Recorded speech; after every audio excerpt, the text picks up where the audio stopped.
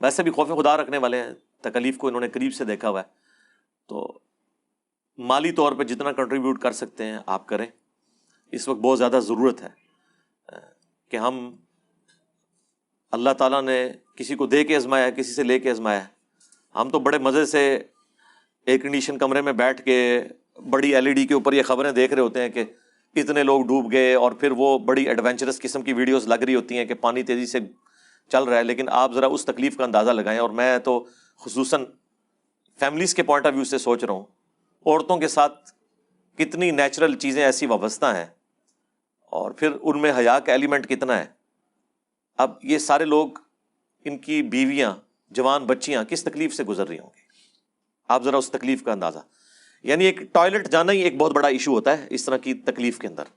جب آپ خیموں میں ہیں, مرد و عورت کا اختلاط موجود ہے, پھر آپ کے پاس ریسورسز نہیں ہیں, عورتوں کے اوپر مخصوص ایام آتے ہیں, اس کے لیے انہوں نے اپنی چیزوں کو مینج کرنا ہوتا ہے. اب اس پوری صورتحال میں آپ ذرا ان کی تکلیف کا اندازہ لگا سکتے ہیں.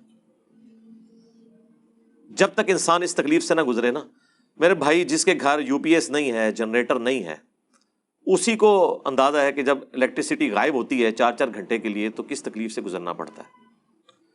پھر جب ہمارے کاروبار وابستہ ہوں ان چیزوں کے ساتھ تو آپ سمجھ سکتے ہیں. اب درزی دیکھیں, وہ بیچارے سارا کام چھوڑ کے بیٹھ جاتے ہیں بجلی جب نہیں ہوتی. آپ لوگ تو بڑا مشورہ دیتے ہیں جی ہاتھ سے چلا لیں, ہاتھ سے پورا دن میں جتنا چلا کے انہوں نے کپڑے سینے ہیں وہ 2 گھنٹے میں بجلی سے سی لیں گے. ظاہر ہے اب وہ یوز ٹو بھی نہیں رہے, نہ اتنی صفائی ہاتھ کے ساتھ آتی ہے جو مشین کے ساتھ. لوگ پھر معاوضہ بھی صحیح نہیں دیں گے تو وہ مجبوری ہے. پھر صرف سلائی تو نہیں کرنی نا, استری نہیں چلے گی تو یہ بکرم کس طرح چپکائیں گے کپڑوں کے ساتھ. میں آپ کو ایک چھوٹی سی مثال دے رہا ہوں کہ کس طرح وابستہ ہیں چیزیں الیکٹریسٹی کے ساتھ. اب بلوچستان کے اندر 2-3 ہفتے سے بعض جگہ ایسی ہیں جہاں پہ بجلی نہیں ہے, کھمبے ٹوٹ چکے ہیں, سڑکیں ٹوٹ چکی ہیں, ریلوے لائنز خراب ہو چکی ہوئی ہیں. وہ کہتے ہیں اگر ہم نے بجلی دی تو ہو سکتا ہے کہ لوگ اس کی وجہ سے ہلاک نہ ہو جائیں. ظاہر تاریں زمین پہ گری ہوئی ہیں, ہائی وولٹیج الیکٹریسٹی جب گزر رہی ہے 11,000 وولٹ تو وہ کچھ بھی ہو سکتا ہے. وہ پورا اس کو انشور کرتے ہیں. پھر مین پاور کی, ریسورسز کی ویسے ہی کمی ہے, پھر دور دراز علاقوں کے اندر جا کے ان چیزوں کو مینج کرنا. تو مجھے تو لگ رہا ہے, میں تو آج صبح اپنی وائف سے کہہ رہا تھا کہ یہ کورونا تو آفت ہی کوئی نہیں تھی جو آفت اب آئی ہے ہمارے اوپر. آفت یہ ہے وہ تکلیف جو ڈیکیز تک نیشنز جو ہیں بھگتتی ہیں. باقی تو مرض آئے تو چلے گئے, یہ اب 3 کروڑ لوگوں کو دوبارہ سے پاؤں پہ کھڑا کرنا, اور وہ سارے غریب لوگ جن کے پلے کوئی شے نہیں ہے, یہ بہت بڑا امتحان ہے. اور یہ تو ابرپٹ جو سب کچھ ہوا کلائمیٹ چینج کی وجہ سے. میں تو ابھی گورنمنٹ سے ریکویسٹ کروں گا, اپوزیشن سے بھی ریکویسٹ کروں گا, ریاستی اداروں سے بھی, کہ رونا روئیں اور دنیا کو یہ چیز منوائیں کہ یہ سب کچھ آپ لوگوں کی غلطیوں کا نتیجہ ہے کلائمیٹ چینج. ہمارے ملک میں تو اتنی انڈسٹری نہیں ہے کہ جو اس طرح دنیا میں تباہی مچائے.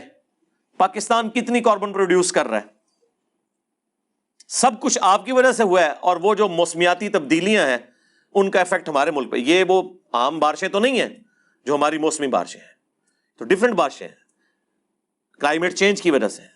تو دنیا کے کرتوتوں کی سزا ہمیں بھگتنی پڑ رہی ہے. ظاہر ہو جاتا ہے جسم میں خرابی ہو تو پھوڑا کسی بھی جگہ نکل سکتا ہے, لیکن اب باقی دنیا کی ذمہ داری ہے, ان کے آگے آپ چیخیں کہ کم از کم ہمارا یہ IMF کا قرضہ تو معاف کیا جائے.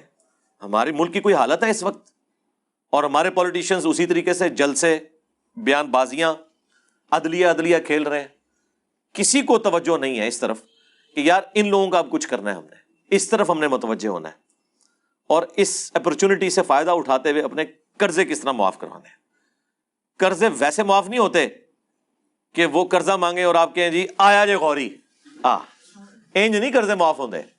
یہ وہ موقع ہوتے ہیں جس کے اوپر آپ رونا پیٹنا ڈال کے, اور جینون ہے, یہ کوئی ایکٹنگ نہیں ہے کہ ہمارے پاس دینے کے لیے کچھ نہیں ہے. بھائی ری شیڈیول کم از کم قرضوں کو کر دیں, اگر معاف نہیں کر سکتے کم از کم جب تک ملک دوبارہ اسٹیبلٹی میں نہیں آتا اور یہاں سے فنڈز جنریٹ نہیں ہوتے. فنڈز جنریٹ ہوں گے تو لوگ ٹیکس دیں گے تو معاملات آگے چلیں گے نا, ادروائز تو اسی طریقے سے استحصال ہوتا رہے گا غریب عوام کا. اور جو امیر لوگ ہیں ان سے بھی میں ریکویسٹ کروں گا کہ اب سب سے زیادہ ذمہ داری ان کے اوپر آ پڑی ہے کہ وہ فرنٹ سے لیڈ کریں. آپ لوگ تو صرف یہ دیکھ رہے ہیں نا کہ ان کے مکان بنانے ہیں, ان کو دوبارہ سیٹل کروانا ہے, کئی اور چیزیں اوور لک ہیں. ان میں سب سے بڑی چیز جو ہے وبائی امراض کا پھوٹنا ہے, پیٹ کی بیماریاں, ہیضہ, خارش, اس طرح کی جو چیزیں. چھوٹے بچے تو ان کو تو بہانا چاہیے بیمار ہونے کا, اور ان کی تو جان بھی ایسی نہیں ہوتی کہ وہ برداشت کر سکیں. چھوٹے بچے تو بڑے ہی دودھ کے اوپر ہوتے ہیں, دودھ بھی اویلیبل نہیں وہاں پہ. آپ یہ ساری کی ساری چیزوں کو جمع کریں تو میرا خیال ہے کہ اس وقت ہمارا سارا کا سارا خبر نامہ اسی کے اوپر ہونا چاہیے, بجائے ہم پولیٹیشینز کے ان جھگڑوں کو. کچھ عرصے کے لیے تو میں کہتا ہوں کہ میڈیا ہاؤس بھی یہ ڈیسائیڈ کر لے کہ یار یہ آندہ کم از کم 6 مہینے کے لیے جو ہے نا یہ سیاسی خبریں تو بند کریں. جس نے جہاں ناچ گانا کرنا ہے, کوئی جلسہ کرنا ہے, کوئی پریس کانفرنس کرنی ہے, کوئی بکواسیات سنانی ہے, وہ اکیلا بیٹھ کے سنائے اور اپنا یوٹیوب کے اوپر چینل بنا کے وہاں پہ چلاتا رہے. یہ میڈیا کے لوگوں کا کیا کام ہے کہ ان کی بوتیاں میں دکھائیں. تنگ آ چکے ہیں ہم دیکھ دیکھ کے ان کی باتیں سن سن کے, ان کی تقریریں اور ان کے بھاشن. ٹھیک ہے, جس کو شوق ہوگا یوٹیوب پہ دیکھ لے گا. آپ لوگ تو کم از کم ایک ایک چیز کو ہائی لائٹ کریں کہ کس جگہ اس وقت کس چیز کی ضرورت ہے.